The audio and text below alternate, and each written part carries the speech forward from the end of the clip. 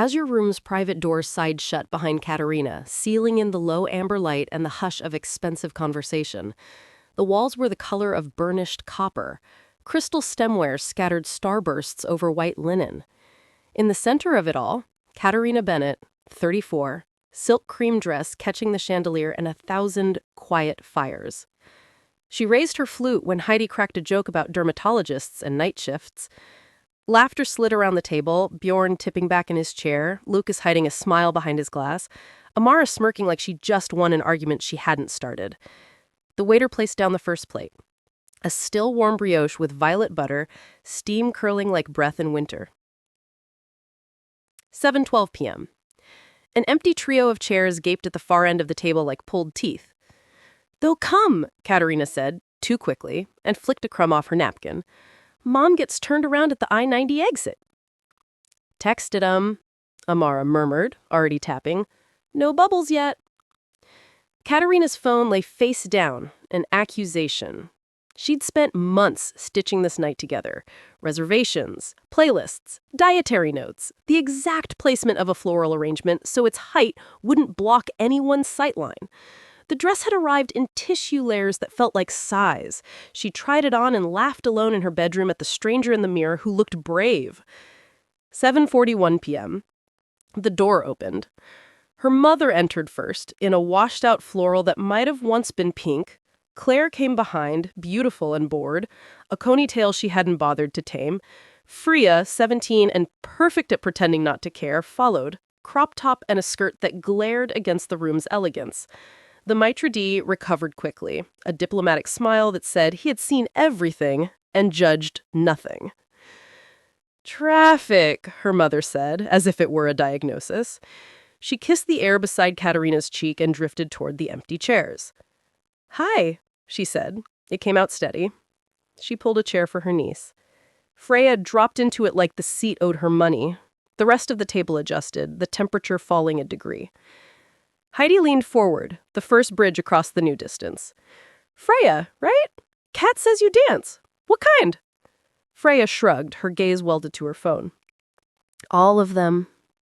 "Her teacher says she could go pro," Katarina's mother supplied, pride brightening her eyes. "If she had better training." Claire picked up her water, inspected the glass, and set it down. "If we could afford better training." "We could look at programs here in the city. Summer intensives, scholarships." "Not everyone lives in a glass tower. Some of us make do." The waiter arrived like a reprieve. Plates landed and silver chimed. Conversation scattered, then congealed around safer topics. Bjorn's client who wanted a logo that looked like a friendly patent leather shoe. Lucas's war stories from production. Katarina laughed in the right places and nodded in the others, but the muscles in her jaw were beginning to ache. When the toasts began, the aches sharpened. Heidi stood first, napkin trembling in her hand. "To Katarina," she said, eyes glossing with an affection that made Katarina's throat pinch, "who hauled me through the worst semester of my life, talked me out of quitting nursing twice, and once mailed me socks in January because I kept showing up to class with wet feet. Your heart is ridiculous." Amara's smile went wry. "To the only person who can terrify a room full of VPs with 3 slides and then stay late to rewrite everyone else's copy. Commanding and kind is a rare combo." Bjorn raised his glass. "To the terrifying part. We need it." Warmth pooled in Katarina's chest, thick as honey. She looked down the table. Her mother was watching Freya. Claire studied her nails. Her mother lifted her glass halfway. "Happy birthday, Katarina. Time flies." Claire's smile slid into place, practiced and pretty. "To my little sister, ever reaching." She clinked her water, to no one's in particular. A plate arrived in front of Katarina. Halibut like porcelain, a ribbon of lemon cream. Freya poked hers with a fork as if it might sting. "I thought we were getting food." "This is food. It's just arranged very artistically." Freya rolled her eyes toward the ceiling. In the reflection of the chandelier, I saw myself, luminous and trying too hard. Gifts came after the second course. The leather-bound planner from Heidi and Amara, Her initials pressed into the corner, someone had remembered that she still, despite apps and calendars, trusted paper. A weekend getaway voucher from Bjorn and Lucas, the envelope tucked with a watercolor of pines and water they'd painted together, for when you remember to rest. Claire passed a crumpled gift bag across the linen. The tissue paper was thin as skin. Inside was a candle that smelled like synthetic birthday cake. The $5 price tag clung to its side like a barnacle. "It's nice," Katarina said, smiling with the part of her face that had learned to smile. "Not everyone does weekend getaways," Claire said, and something brittle clicked under the table. Dessert entered like theater. A chocolate sculpture, brushstrokes of gold leaf, a slender sparkler burning at the crown. Strangers glanced over from the main dining room. Someone clapped. The sparkler hissed. A candle with teeth. Katarina watched the copper walls catch the light, watched the glow move across her friends' faces, then turn and find her family sitting in the same room and somehow very far away. I heard the whisper first, a thread of breath cutting against the music. Freya bent to Claire. Their heads touched, the gleam of conspiracy. Her mother leaned in too, the three of them making a tight little island where laughter could hide. "Everything okay?" Katarina asked, aiming the question into the center of them. "Just saying how fancy everything is," her mother said. She waved one hand as if shooing a fly. "I'm glad you could come, Freya," Katarina said, trying again. "I know weeknights are tough with dance." Freya lifted her gaze. It was colder than any room could be. "Must be nice," she said, "throwing cash around like this." "Be nice," Claire murmured, but the shape of her mouth said, "Twist the knife." Heidi tried once more for daylight. "Thinking about colleges yet?" Freya laughed without sound. "Not everyone gets to play college girl." Katarina breathed. "I've been saving, actually. Since you were born." She glanced at Claire, then at her mother. "A small fund for when you're ready. It could help." The quiet that followed had edges. The hum of the restaurant seemed to recede, like a tide pulling back from rocks. "A fund," Claire said. Her voice had dropped a floor. "You're telling me you've been sitting on money while we're trying to keep the lights on?" "It was for Freya," Katarina said quickly. "For school." "Of course it was," Freya said. She lifted her glass, cranberry sparkling like a wound, and watched the bubbles climb. "You're always the hero." "Let's not do this here," Katarina whispered. She could hear her own heartbeat in the base of her throat. "Please, eat your cake." Freya stood. The room tilted a fraction. She held the glass at her hip, that lazy choreography girls learn from watching women who are not kind to themselves. "You want to know what I think of your perfect dress? Your perfect life?" "Freya," her mother said, too softly to catch. The glass moved, an arc of red that seemed to hang, a ribbon cut in slow motion. Then impact, cold, shocking, sticky. Cranberry exploded across silk. It ran in thin rivers, found seams, bled into crystal beading, and turned it into scab. The room stopped.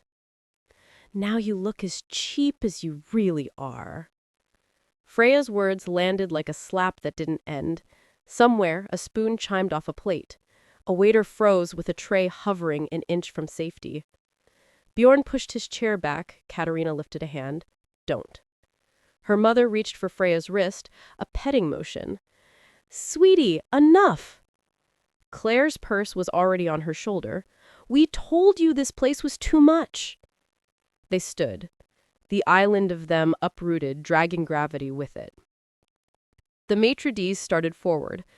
Amara lifted a palm. "Wait." Katarina dabbed at the red with her linen napkin, an act both useless and dignified. Cranberry smeared into a bruise. She tasted metal and realized she'd bitten her lip. "Thank you for coming," she said, and the steadiness of it startled even her.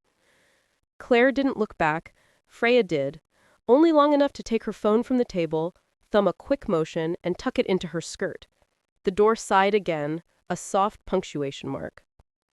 The staff rearranged themselves around the absence, kindness collecting in the corners of their eyes. Neighbors pretended not to watch and watched anyway. Lucas shrugged off his jacket and draped it over Katarina without asking. "We're leaving," he said to the room, and somehow made it their choice.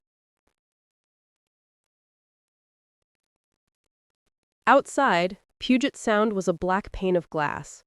A wind came up from the water and threaded fingers through Katarina's hair. In the back of the ride chair, Heidi's arm curved around her like a question. "Say it," Heidi murmured. "Whatever you're holding." Katarina stared at the lights slicing past, each one a clean decision she hadn't made. The dress clung to her skin, cold now, cranberry drying into a map of all the places she'd tried to keep peace. When they reached her building, the marble gave her back a version of herself she didn't recognize, eyes too bright, mouth too calm. Upstairs, she peeled silk from skin and stood in the shower until the water ran clear, until her shoulders stopped shivering, until she could breathe without her chest crowding. Steam curled along the mirror. She wiped a circle clean with the heel of her hand and met her own gaze. She walked, barefoot and dripping, to the kitchen island where her phone waited like a witness. She opened banking apps, numbers stacked like fossils of arguments she'd lost, the ledger of being the reliable one. Rent money that had never returned, dinners swiped on cards she paid, a car note she carried alone because it had seemed easier. A notification blinked over everything. Freya's handle. A story. 15 seconds. Katarina tapped. There she was. Frozen frame, sparkler glow, a crimson slash across cream. The caption. Rich auntie needed a reality check. A laughing emoji, a hashtag that flipped kindness into mockery. The sound that came out of Katarina wasn't a sob. It wasn't a laugh. It was something low and new, something that had been coiling a long time in a hidden place. She set the phone down. "Enough," she said to the empty room, and the words sounded like a vow. She pulled a legal pad from the drawer. She drew a line down the center. On one side she wrote, "What they take." On the other, "What I give." She uncapped a pen and started to write. Morning sunlight slanted through the glass, slicing her apartment into gold and gray. Katarina sat at her kitchen island, the dress draped over the back of a chair like a corpse. The stain had dried to a dull maroon, sticky where silk met wood. Her phone buzzed again. Another notification. Another laugh. Another stranger's opinion. Rich auntie needed a reality check. Sorry, not sorry. Emoji. It had spread. Freya's post had gone viral. Not by millions, but enough. Enough to turn humiliation into a performance. Claire had liked every comment that mocked her sister. Her mother had added hearts to the ones defending family loyalty. She scrolled in disbelief, her fingers trembling. A new clip appeared. Freya's shaky phone footage from the dinner. Katarina's face in still frame, half smile frozen, the red splash mid-air like blood caught in light. The caption read, "She pretends she's perfect, but we all know who she really is." The sound of her own voice trying to stay calm echoed through the video. Let's not do this here. Katarina closed her eyes. For a moment, she wanted to throw the phone across the room. Instead, she unlocked her laptop and started typing. Bank app. Credit card portal. Car registration. Every click was a release of pressure, a valve turning open after years of suffocation. Remove Claire Bennett as an authorized user. Issue a new card. File request for vehicle repossession. Registered owner, Katarina Bennett. Her voice was even when she spoke to the customer service reps. Calm, precise, deadly.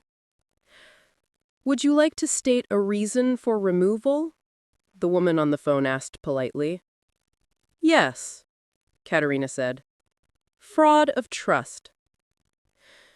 When she hung up, the silence was perfect. By noon, she was out of tears. She showered again, dressed in jeans and a hoodie, and sat by the window overlooking Puget Sound. Her reflection hovered ghost-like against the water. For years she'd believed that being good, generous, forgiving, dependable was the only way to be loved. But love that demanded your bones wasn't love. It was hunger. She opened Instagram again. Not to scroll, but to look. Freya's profile, the latest post. A photo of the sedan Katarina had bought. Morning drive in my car. Emoji. Kiss. Her car. Her insurance. Her payments. That's when the last thread snapped. She called Thomas, her lawyer friend. Kat, you okay? I saw that video online. Jesus. I need to reclaim a car. Registered in my name. It's parked at a high school lot in Bellevue. Thomas didn't ask questions. Send me the plate number. I'll have paperwork filed by tomorrow. The tow truck arrived the next morning. The driver, a gruff man with tired eyes, called her mid-move. Car's secure, ma'am. Young lady tried to block us. We showed her ownership papers. She backed off. Thank you, Katarina said quietly. He hesitated. She looked real mad. You okay? I will be. She wired him a tip double his fee. The calls started within the hour. Claire first. Kat, what the hell? My card's not working. I'm stuck at a drive-thru. It's been canceled. What? You can't just... I can, Katarina said. And I did. Next, Freya. Her voice was thick with tears. Someone stole my car. It wasn't yours, Freya. It was mine. And now it's back where it belongs. You're ruining my life. No, Katarina said. I'm ending the part where I keep paying for it. The last call came from her mother, the one that always sounded like guilt disguised as love. Katarina, family doesn't do this to each other. Family doesn't humiliate each other in front of strangers. There was a pause, a thin, cold silence. You're being dramatic. Maybe, Katarina said, but drama seems to be the only language we all understand. She invited them over that afternoon. No catering, no champagne, no silk. Just a bare table covered in receipts. When they arrived, they were 3 versions of Storm. Claire, furious. Freya, sullen. Her mother, wounded but watchful. Katarina pointed to the papers. Sit. This is insane, Claire snapped. What's insane is 5 years of this, Katarina said, sliding a folder across the table. $115,000. Rent, credit cards, vacations, the car, groceries, dance lessons. Do you know what I could have done with that? You're rubbing it in, her mother muttered. I'm showing you the cost of pretending everything's fine.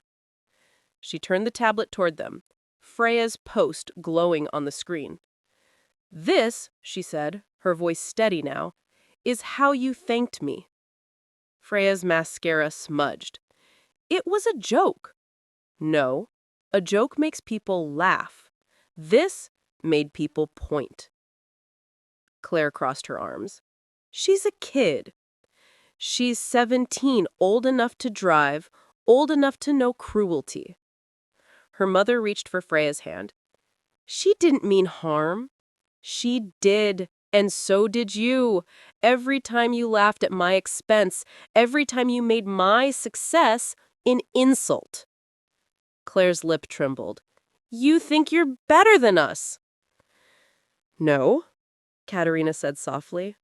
I just finally think I deserve peace. She gathered the papers into a neat stack. The help stops here. No more money, no more credit cards, no more car. You'll figure it out. Like I did. Her mother stood, shaking her head. You'll regret this. I already regret waiting this long. They left in silence, the sound of the door closing sharper than any word. That night, Katarina made tea and sat on the couch, the city's lights winking beyond her window. Her hands trembled, but not from fear, from relief. She felt the echo of silence in her apartment, heavy and strange, like the house itself was exhaling after years of holding its breath. Her phone buzzed again, but this time, she didn't flinch. It was Heidi. Proud of you. She smiled faintly.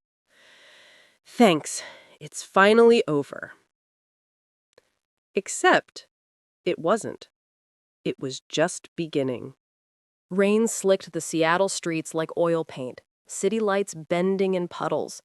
Katarina walked fast, hood up, coffee cooling in her hand, her heels clicking with quiet purpose. Every sound felt sharper now, every breath steadier. It had been 5 days since she'd cut them off. 5 days of silence, so clean it almost hurt. Her mornings had become rituals of reclaiming. Wake up, make coffee, check accounts, not for their spending, but for her own freedom. The numbers finally looked hers again. No Claire, payment pending. No Freya, gas refill. No invisible leak where her love had bled into their chaos. The quiet of her apartment was strange but sacred. For years she had equated noise with connection, ringing phones, pleading messages, fake apologies. Now the absence of all that was its own peace. Still, at night, guilt whispered in familiar tones. You're cruel. You abandoned them. Family doesn't do this. But then she'd see the video in her mind again, the red stain, Freya's smirk, and the guilt burned itself out. By the end of the week, the silence cracked. Claire called first. Not to apologize, never that, but to rage. You humiliated me, Kat. I couldn't even pay rent this month. That's not humiliation. That's consequence. Her voice was raw. Do you have any idea what it's like to struggle? I do. I just stopped pretending that your struggle has to be mine. She ended the call before the crying began. 2 hours later, her mother left a voicemail that started in prayer and ended in guilt. You've turned cold, Katarina. Money changed you. You think it gives you power, but it's making you heartless. Katarina saved the message, not to replay it, but to remember the moment she finally didn't believe it. At work, she noticed new things. The way Amara's laugh sounded like defiance. The way sunlight fell on her office desk at 3:45 p.m. For the first time in years, she ate lunch without multitasking. She started walking home instead of driving, letting the rain trace her face like baptism. The world hadn't changed. She had. And yet, her phone still buzzed with traces of the past. Freya's old posts were gone, deleted one by one, until the account looked scrubbed clean. The silence that followed wasn't apology, but it wasn't defiance either. It was space, the kind that made healing possible. One afternoon, her intercom buzzed. Delivery for Miss Bennett. She opened the door to find a box, no sender. Inside, a small photo frame wrapped in brown paper. The picture was of her and Freya from years ago, Freya maybe 10, arms looped around Katarina's waist, grinning with a missing tooth. On the back, a note written in Freya's handwriting. I messed up. I'm sorry. Got a part-time job at the mall, trying to fix things my way. Katarina sank into a chair, staring at the photo. For a long time, she didn't move. Then she placed it on her bookshelf, between a marketing award and an old family photo that no longer hurt to look at. She typed back a message. I'm proud of you. Keep going. No lectures, no guilt, just truth. Claire was slower. Pride doesn't heal, it calcifies first. Weeks passed. Then, one Sunday morning, a text blinked onto her phone. Got an office job. Steady paycheck. It's not much, but it's mine. Guess you were right about learning the hard way. Katarina smiled, softly, not triumphantly. I wasn't right, she wrote back. I was tired. A pause, then another message. Thank you for the wake-up call. It was the closest Claire had ever come to saying sorry. The real surprise came from her mother. It started with small things. A call on a Tuesday evening asking, not assuming, if Katarina was free to talk. How's work? That didn't lead to, your sister needs help. Then one night, during their new habit of weekly dinners, her mother reached across the table and took her hand. I was unfair to you, she said. No preamble, no deflection, just those words, trembling but real. I leaned on you because you were strong. I thought it meant you didn't need love as much as the others. I was wrong. Katarina looked up, blinking back tears she hadn't realized were waiting. Her mother squeezed her hand tighter. You're not cold, Kat. You just finally stopped burning yourself to keep us warm. For the first time in her life, she didn't have to prove she was good. She just was. By spring, the family was different. Not perfect, but stitched together by honesty instead of guilt. Freya was saving for community college. Claire had learned to budget. Her mother had learned to listen. And Katarina, she had learned how to live. She signed up for a photography class, bought a used Nikon, and started walking the city, not as an escape, but as discovery. She caught reflections of neon signs on a wet pavement, faces half lit by bus windows, seagulls suspended above steel and fog. Every picture was a prayer. You survived. You changed. When her 35th birthday approached, she hesitated. The memory of the last one still flickered at the edges of her mind. The dress, the stain, the silence after the slap of liquid. But Heidi wouldn't let her hide. You're not skipping it, she declared. We'll do it small, real. No chandeliers, no $3,000 dresses. So they did. A simple dinner at her mom's house, homemade pasta, cheap wine, laughter that didn't need translation. Freya handed her an envelope, cheeks pink. Inside, $150, cash. For your next project, she said shyly. It's not much, but it's mine. Katarina smiled, hugging her, whispering, it's everything. Claire gave her a scarf, simple, hand-picked, beautiful. I didn't want to get it wrong this time, she said, half smiling. You didn't. Her mom raised a glass. To Katarina, she said, voice trembling, who taught us that love isn't money, it's respect, and I'm proud of her. Truly. For once, everyone clinked glasses and meant it. Later that night, driving home, Seattle shimmered below her. Water and light, bridges and breath. The city hadn't changed. The skyline still glittered. The air still smelled of salt and rain. But something inside her had rearranged itself, quietly, but completely. She rolled the window down, let the cold air touch her face, and smiled. There was no audience this time. No camera. No need to prove anything. Just her. Alive. Free. Seattle spring unfolded like forgiveness. Rain softened to mist. Cherry blossoms spilled across the sidewalks, and the air carried that faint, electric scent of something new beginning. For the first time in her adult life, Katarina wasn't waiting for anyone's call. No, can you send money? No, the landlord's after me again. No guilt hidden behind love. She woke up every morning to silence and smiled.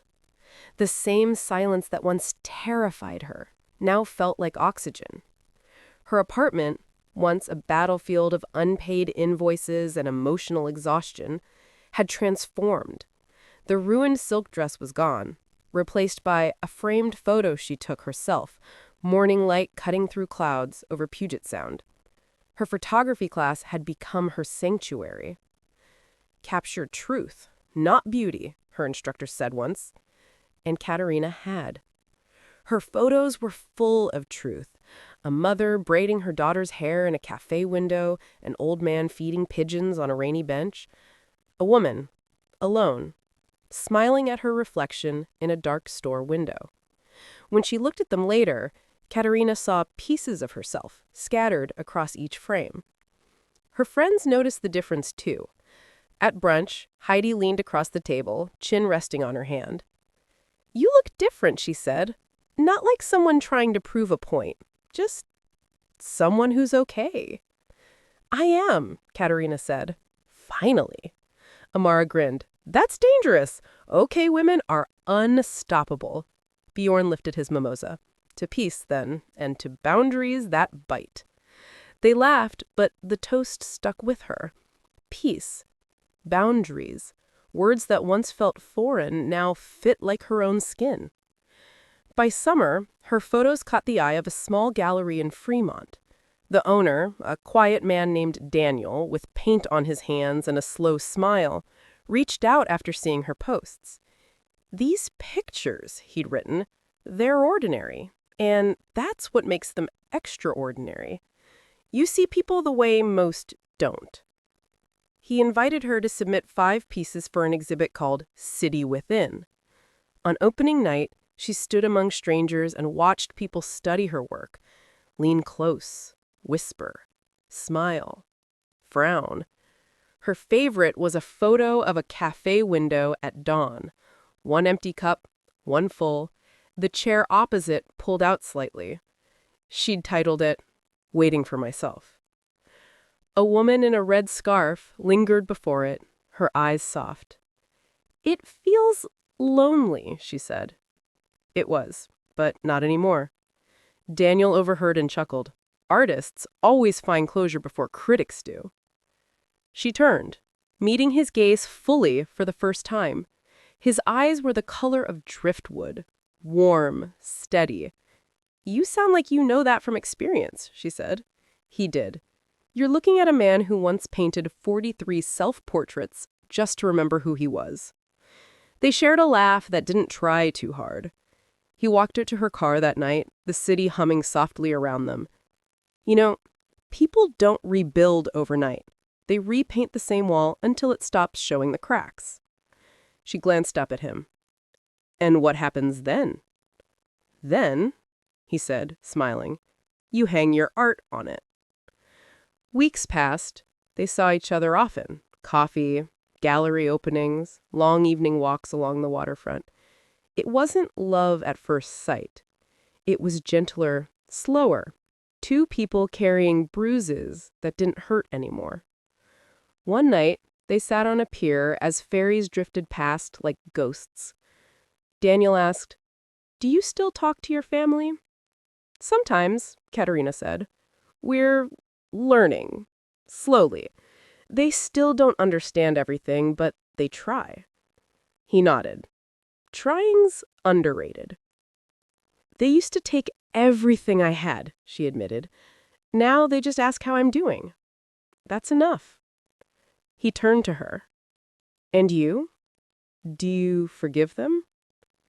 She was quiet for a long time, watching the reflections of streetlights tremble on the water. "I think forgiveness isn't something you give them," she said finally. "It's what you give yourself so you can stop reliving the hurt." Daniel smiled softly. "Then, you've already done it." By autumn, Freya come to visit. Not to ask for anything, just to see her. Katarina opened the door to find Freya standing there, hair tied up, jeans dusted with chalk from dance rehearsal. "I got into a local college. Dance program." Katarina blinked. "Freya, that's incredible." Freya smiled nervously. "You still have that fund?" Katarina reached for a folder on the shelf. "Always." She handed her the documents, updated and untouched. Freya held them close, her lip trembling. I don't deserve this. Katarina stepped forward and hugged her. You didn't earn my pain. You don't need to earn my love. Just use it right this time. Freya nodded against her shoulder. I will. That night, Katarina drove out to her mother's house for dinner. Claire was there too, apron dusted with flour, humming an old tune. The table was simple: roast chicken, salad, laughter. At one point, her mother poured wine for everyone and raised her glass. To new beginnings, she said. Claire added, smiling, and old mistakes that finally make sense. They all laughed, even Katarina. The night stretched long, warm, unhurried. When she finally left, her mother followed her to the porch. You were right, Kat, she said softly. Boundaries aren't cruelty. They're fences that keep the garden alive. Katarina smiled, eyes misting. You've been reading my quotes again. Her mom chuckled. Maybe. She hugged her daughter tight. I'm proud of you. It was the same sentence she'd waited half her life to hear, only now it didn't feel like oxygen. It felt like closure. Weeks later, in her apartment, Katarina stood before a blank canvas, Daniel's gift. He'd said, You've captured enough of others. Maybe it's time to capture yourself. So, she did. The first brushstroke was tentative, then another and another, until the canvas bloomed with the muted colors of her journey. Cranberry red fading into cream silk, gray city streets melting into gold light. When she stepped back, she saw what it really was. Not a painting. A map. Of everything she'd lost, and everything she'd found again. She smiled and whispered, Happy birthday, Katarina. This time, there was no champagne, no audience, no camera. Just her reflection in the window. Soft, steady. Enough. Winter crept in quietly, folding the city into long shadows and breath that hung like ghosts in the air. The days turned short, the nights soft with fog, and in the stillness of her apartment, Katarina Bennett finally understood what peace truly sounded like. It wasn't silence. It was calm. The kind that doesn't demand or explain. The kind you earn after walking through fire and realizing the world didn't end, it just burned away what wasn't real. Her photo series, City Within, had gone on to travel. To Portland first, then San Francisco. The gallery in Fremont had become a home for her work and, slowly, for her heart. Daniel had become part of her life, steady and unhurried. He never tried to fix her. He just stayed. Gentle proof that love didn't have to come with debt or danger. You're quieter when you're happy, he told her once. Maybe I just don't need to be heard as much, she said. He smiled. No, you just finally believe you're enough. By February, she was teaching weekend photography workshops, small groups of beginners who wanted to learn how to see. On one Saturday, she stood before 6 strangers and said, The camera isn't about what you look at. It's about what you notice. We photograph the things we're afraid to lose. A hand went up in the back. What did you photograph when you were afraid? Katarina thought for a moment. My family, she said softly, because I thought if I could capture them, maybe I could keep them. Turns out, love doesn't live in pictures. It lives in choices. That same month, an email arrived with the subject line, Dinner? It was from Freya. They met at a small Italian place downtown. Freya was radiant, grown, calmer, her movements still carrying that dancer's rhythm. I wanted to tell you something in person, she said, cheeks flushed with excitement. I got into the State Dance Academy, full scholarship. Katarina blinked. Freya, that's amazing. Freya nodded, twisting her napkin. I used some of the fund you saved. The rest I earned. Pride bloomed behind her ribs, warm and quiet. I'm proud of you, Katarina said. Freya smiled. I'm proud of me too. They laughed, really laughed, until the waiter joined in, confused but happy. Before they left, Freya reached across the table. Aunt Kat, I've been scared to say this, but I need to. She paused, eyes wet. I saw the look on your face that night at your birthday. I can't ever forget it. I'll spend the rest of my life making sure I never do that to anyone again. Katarina's throat closed, but she nodded. You already made it right. That spring, Claire invited everyone to her new apartment, a modest 2-bedroom in Tacoma. She'd painted the walls herself, the faint smell of new beginnings in the air. Katarina arrived with a bottle of wine and found her mother arranging flowers on the counter. Claire turned from the stove, smiling. Don't freak out, but I cooked. Should I call the fire department now or later? Ha! Sit down, executive. They laughed, and it felt easy. No apologies, rehearsed, no resentment hanging like smoke. At one point, Claire leaned back, wiping her hands on a towel. You know what's funny? She said. We used to think you were showing off, Kat. Turns out, you were showing us how to stand. Her mother nodded. And how to stop leaning too hard on someone else. Freya added, grinning. And how not to throw juice on people. They all burst out laughing, tears rolling down cheeks, the kind of laughter that heals what apologies can't. That night, as Katarina drove home, she pulled over near the water. The city stretched behind her like a memory. Buildings glowing, ferries drifting, the same skyline that once made her feel small. She stepped out of the car and leaned on the railing, the air cold against her face. For a moment, she imagined that 34-year-old woman, the one who'd sat drenched in red silk in humiliation, standing beside her. I'm sorry you had to go through it, Katarina whispered, but thank you for not breaking. She closed her eyes, letting the wind carry the words away. Then, she took out her camera. The lens caught the horizon where the city met the dark water, lights blurring like stars. She pressed the shutter once. Click. A photo of stillness. A portrait of peace. 6 months later. The exhibition in Portland had ended, but Daniel surprised her with something new. A private showing of her series, Boundaries. It wasn't about family. It wasn't about pain. It was about freedom.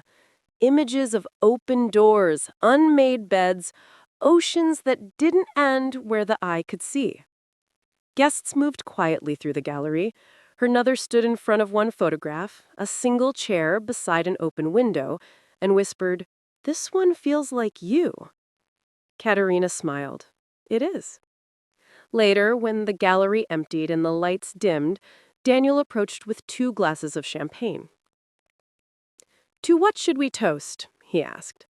She thought for a long moment. Then she lifted her glass. To becoming someone I'd want to come home to. They clinked glasses, and for the first time in her life, she didn't feel like she was proving anything to anyone. She was simply living. Final scene. Back at home, she hung one last photo above her desk. It showed a woman standing on a balcony, looking out at a city glowing beneath twilight, a silhouette framed by glass and light. Underneath it, she wrote a single caption. Freedom isn't leaving them behind. It's learning to walk without waiting for them to follow. She stepped back, looked at her reflection in the glass, and smiled, the same small, sure smile of someone who had finally stopped bleeding for love. Outside, the city lights flickered against the water. Inside, Katarina exhaled. The story wasn't perfect, but it was hers. and that was enough. The end. The exhibition, The Birthday That Broke Me,